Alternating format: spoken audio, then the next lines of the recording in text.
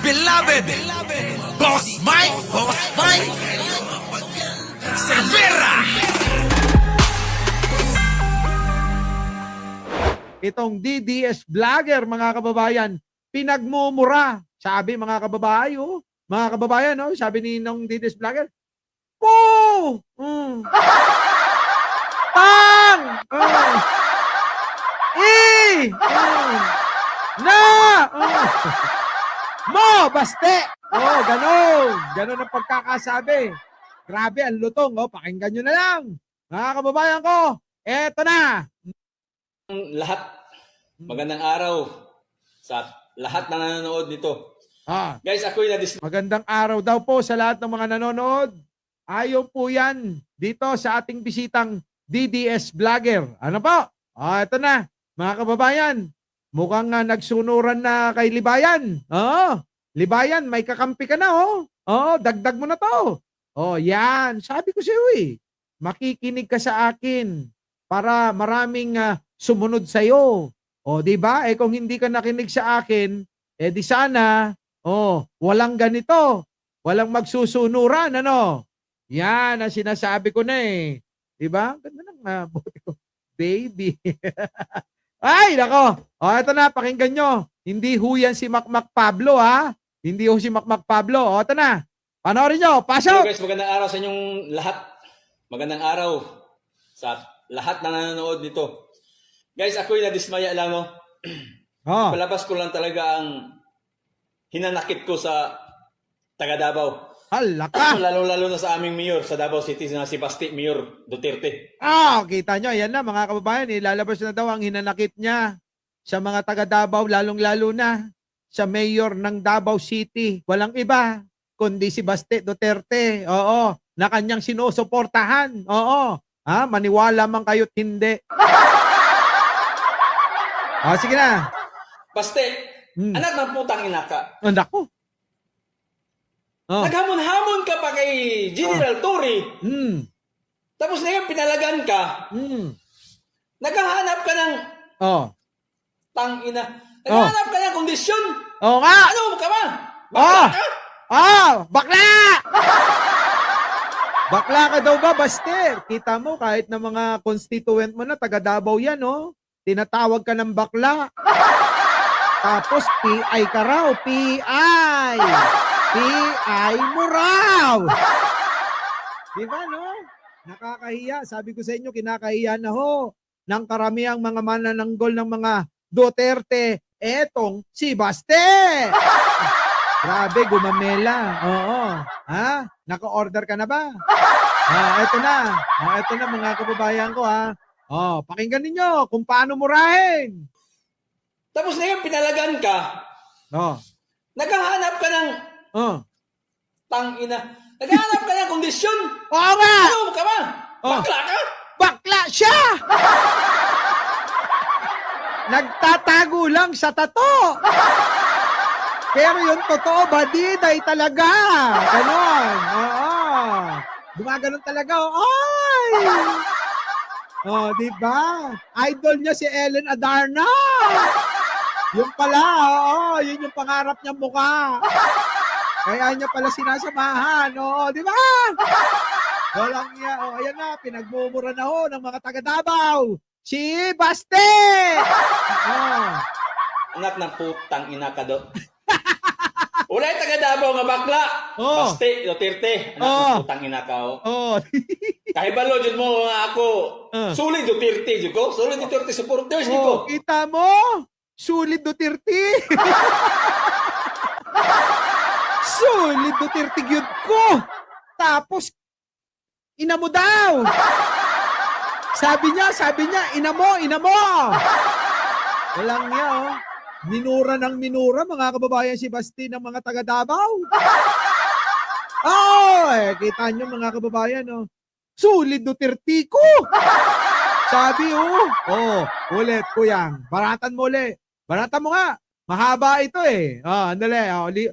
Sa mga bagong dating, teka muna. Baka naman na natutuwa kayo, Baka naman nakakalimutan nyo yung like ko, Ano daw, Boss Mike? Kininana ka nun ni Baste.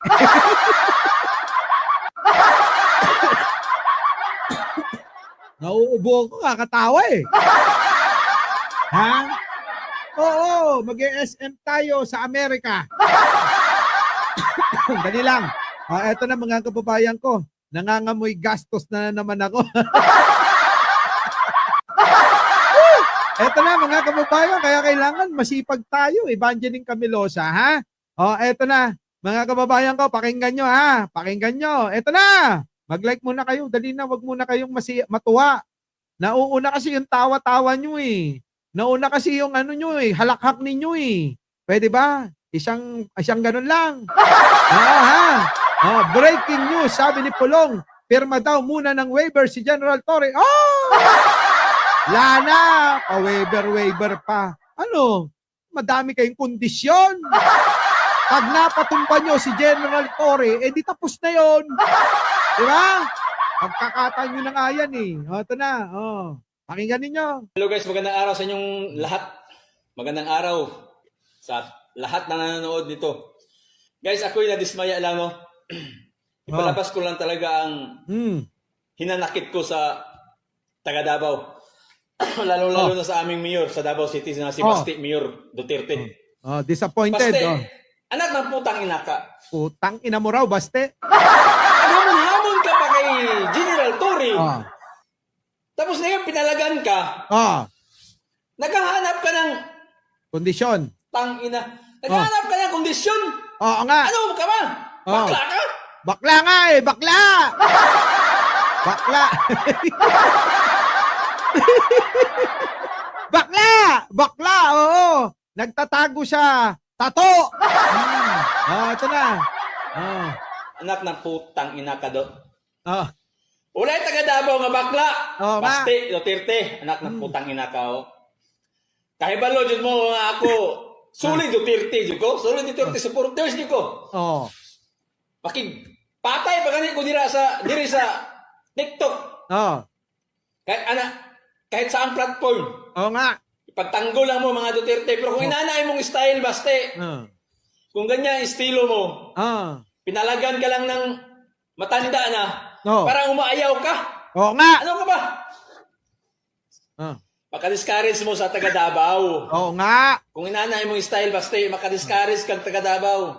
Nakaka-discourage daw, nakakawalang gana. Sa mga taga Davao yung ginawa mo na yan.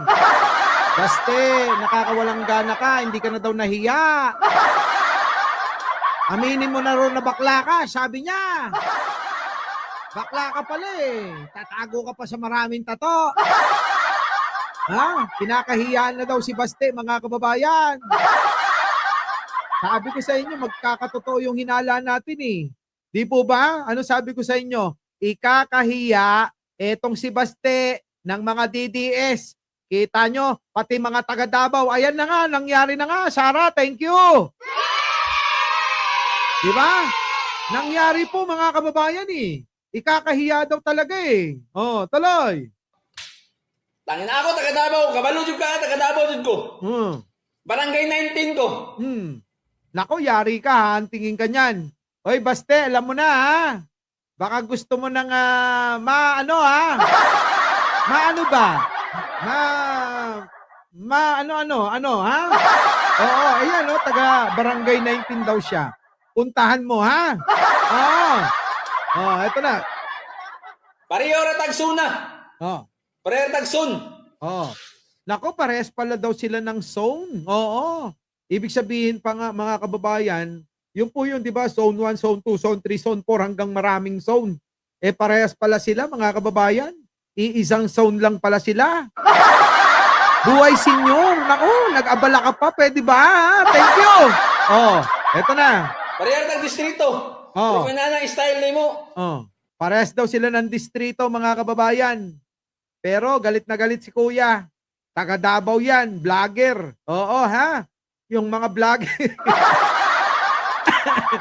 Yung mga vlogger po ng mga Duterte, abay mukhang magkakakalasan na. Mukhang maghihiwa-hiwalay ng mga kababayan dahil nga dito siya pinakita ni Baste na pagiging bakla daw sa pag-urong sa laban na hamon niya mismo kay General Torre. Laka! Malaking ano to mga kababayan, malaki talagang dagok sa mga DDS ano. Ay ang dami kong kaibigan ngayon galit na galit. Oo. Wala daw kwenta mga kababayan. Sa totoo lang ho. Oo, yung iba ayaw na magsalita eh. Sheng, thank you naman. Oo. Makakakain na ako. Ang ganda ni Sheng oh. Oh, mga kababayan, ano? Oh, eto na, sige tuloy natin si Kuya. Nak na. Usa na inyong stylist Davao City dahil hurat-hurat lang. Ang musukol sa inyo, siyempre hindi yun musukol sa inyo kay mga Duterte good mo. Oo Di ba? nga. Oo nga. Kami mga tambay dyan, dati sa Davao City, hindi mo palag sa inyo, kay mga Duterte good mo. O palag sa inyo, papusilon namin ninyo. Kaya Kaya nga. nakita na dyan na o. Nga gamon-hamon ka kay General Torre. Ipalagan ka, dili ka. Oo nga. Alawan, maning bataan eh. Oh, sige nga paki-translate nga po. Aabutin ko mga kababayan ha, yung aking naunawaan. O kami tatambay-tambay lang kami, hindi kami papalag sa iyo kasi Duterte ka, kinang-ina mo raw. Ngayon, ikaw pa mismo pala naghamon. Oo. Tapos ngayon ipapakita mo kabaklaan mo ngayon. Kaya sila nasasaktan. Oh, kita mo? Di ba mga kababayan ko? Ayan galit na galit si Kuya mga kababayan dahil sa ginawa ni Baste. Kababayan, kabarangay, kadistrito ni Kuya si Baste mismo. Kinakahiyanan ng kadistrito, kabarangay at kabandaan ni Kuya. Etong sino? Si Baste. Lana, tingin ko mga kababayan, eto na. Oo, eto na ang pagbagsak ng iilan na lang na natitirang mga DDS na tanga. Mukhang natatauhan na ho lahat mga kababayan ng mga DDS. Gawa ng mga anak ng matandang Duterte. Puro katangahan ang mga sinasabi. Eto na mga kababayan, pasok. Yun sa man po kanaunay. Abi ako isog ka kay taga-Davao. Wala taga-Davao nga talawan basta uy, usa rin ka. Oo nga. Makasuya man ka Oo nga, makasuya. Ano ba yung makasuya mga kababayan? Sa amin kasi yung makapasuya ka. Nakakasawa, ganun suya, nakakasawa. Ano tawag doon?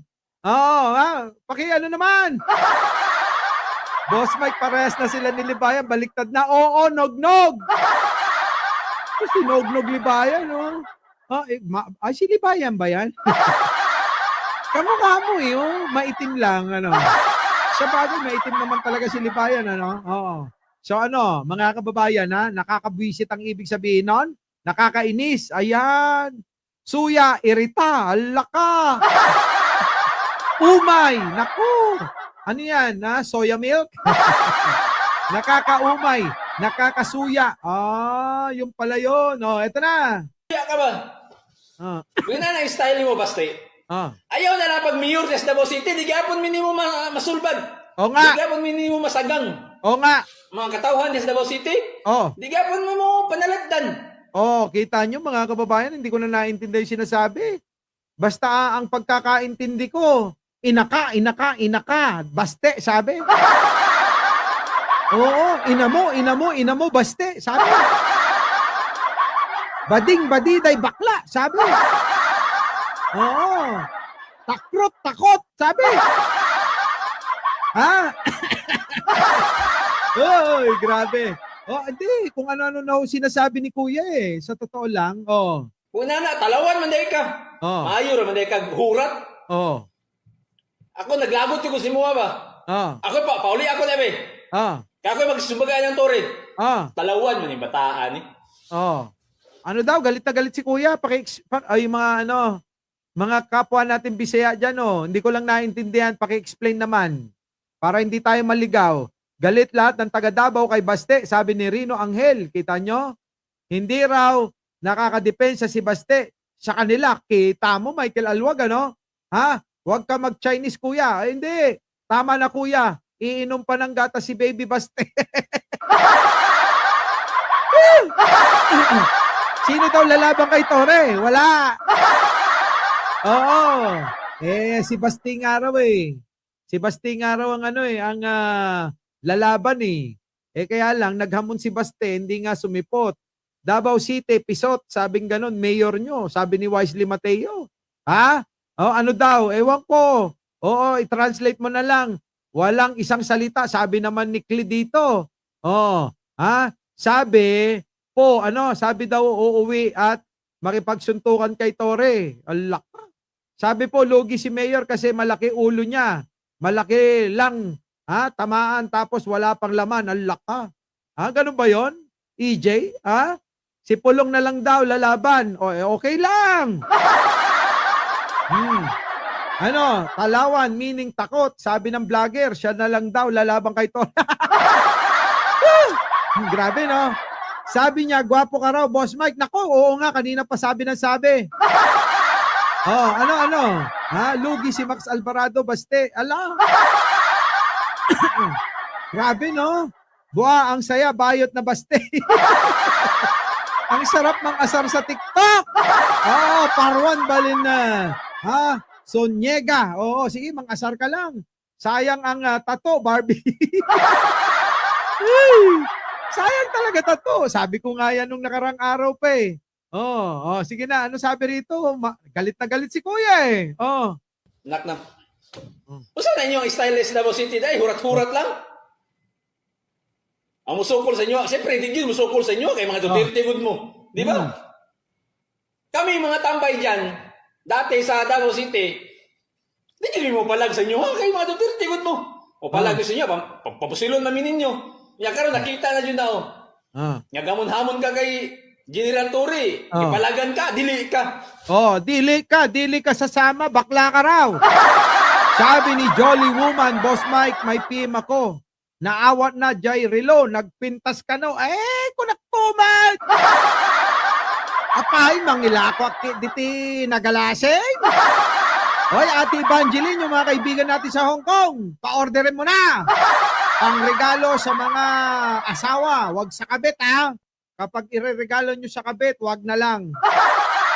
Ibigay nyo sa asawa ninyo, sa anak, sa nanay, sa tatay. Pero sa kabit, wag na kayong bumili. Hindi ko kayo kukonsintihin. Napakaganda mga kababayan. Sa totoo lang, nung nakabili ng isa, buong order, 5, 10. At pating kung saan-saan. Kahapon, nag-deliver ako sa Canada naman. Nako! Mahal ng pamasahe, okay lang daw.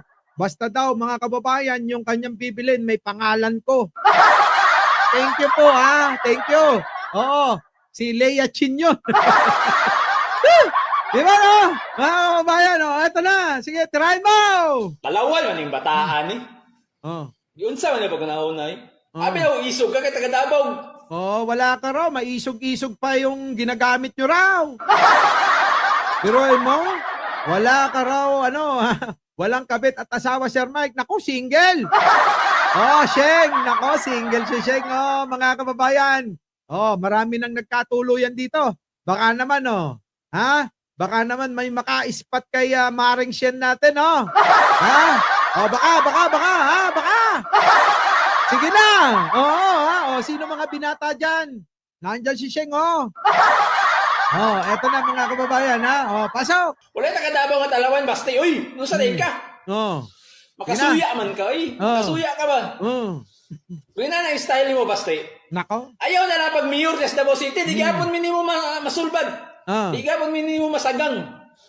Mga katawhan sa Davao City, di gapon mo panaladdan. Kung na talawan man day ka. Mayor man day ka hurat. Ako naglagot ko si Mua ba? Ako pauli ako na be. Kaya ako magsumbaga ng Tore. Talawan man yung bataan Alaka, mga kababayan, nako, Lileta Kanay, thank you naman. May mga nagtatanong na dito, mga kababayan ko. Sabi dito, MK Michael Kors, MC Mike Cervera Watch. Ganda, di ba, Almontli? Sabi rito, Boss Mike, pwede ba i-date si Sheng? Nako! Pwede! Ano ba? Pwede! Oo, Boss Mike. Oo. Order ako, dalawang babae. Wala. Oo. Matagal na akong nakalimot yan, mga kababayan, pagdating sa mga usapin ng pangangaliwa, Oo. Oo, sakit sa ulo. Wala ko naiintindihan, sabi ni Gumamela. Oo, wala na. Oo, eto na. O, tapusin na natin si Kuya, basta galit na galit siya. Yun lang ang pagkakaunawa ko. Minura ng minura si Baste nung kanilang kababayan mismo, vlogger ng mga Duterte, taga Davao, kabarangay, kadistrito, pinagmumura itong si Baste Duterte. Hoy, mahiya ka na, Baste! May pagkakataon ka pa. May 2 araw pa para ikay pumunta. Sa Rizal Coliseum, tapat ng Harrison Plaza.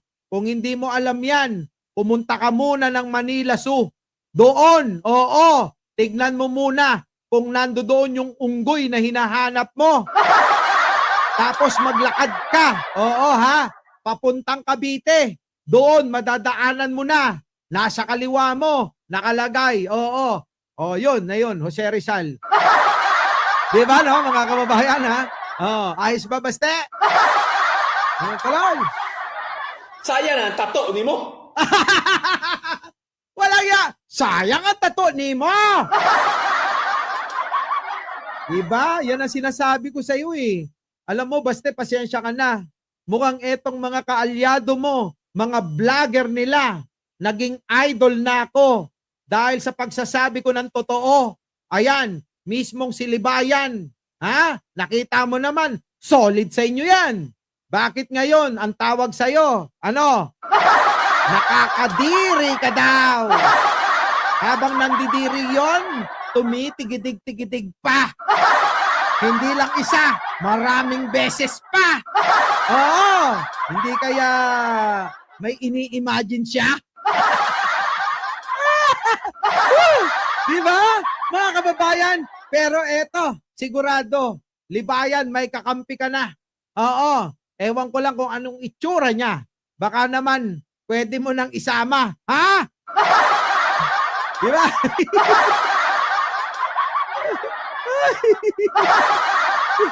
Si Libayan siguro naiinis na sa akin to. Huwag kang mag-inis, nagpapatawa lang ako. Nagagamit ko lang yung pagtitigidig-tigidig mo.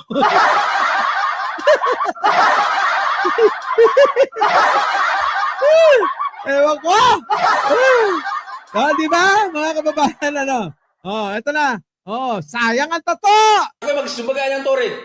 Talawan mo ni bataan eh. Sayang ang tato ni mo. Sabi niya yung tato, pambakla. Oo nga. Ay, pag-undang mo pagka. Kita mo, ano yung tattoo mo daw, pang bakla. Sabi ko nga, di po ba? Pinakikinggan tayo eh. Tweety Bird sa kaliwa. Tapos dito sa kanan, Hello Kitty. Baka gusto mo naman, ipatato na rin yung Powerpuff Girls. Tananan, tanananan. Ayan yung mismo taga Davao, galit na galit lang niya, mga kababayan. Magpatato ka na lang daw ng Powerpuff Girls. Ilagay mo dito sa dibdib mo. Ilan ba yon? 5? O di 5 ba Powerpuff Girls. Para pag hinubad mo yung damit mo, pag ganyan Tananan, tanan. Eto na! Di ba? Tapos dito sa kanan mo, Tweety Bird. Tapos dito sa kanan, Hello Kitty. Di ba? Yun. Hindi naman pwede sa kanyang Angry Bird. Bakit? Siguro yung Angry Bird, yung ulo ng bird nandito sa bibig na, no? Yan, mga kababayan, ang vlogger sa Davao na kabarangay ni Baste na galit sa kanya. Maging daw yung mga taga Davao ay nawalan ng gana dito kay Baste, mga kababayan. Untang na lang mo mga Duterte sa inyong political career, oy. O yung mga inungdan, gunana lang. Kita nyo? Wala na. Itigil nyo na daw yung political career nyo. Yung career nyo sa politika, magtigil na daw kayo. Yung taga sa inyo na mismo nagsabi neto. Oh, paano yan? Nadismaya na ho mga kababayan ang mga DDS. Oo. Kaya ako hindi na magtataka kung si Libayan ay napapansin niya na wala nang pupuntahan ang karir ni Sara. Oo. Di ba, Libayan? Gayahin nga natin. Oh, di ba?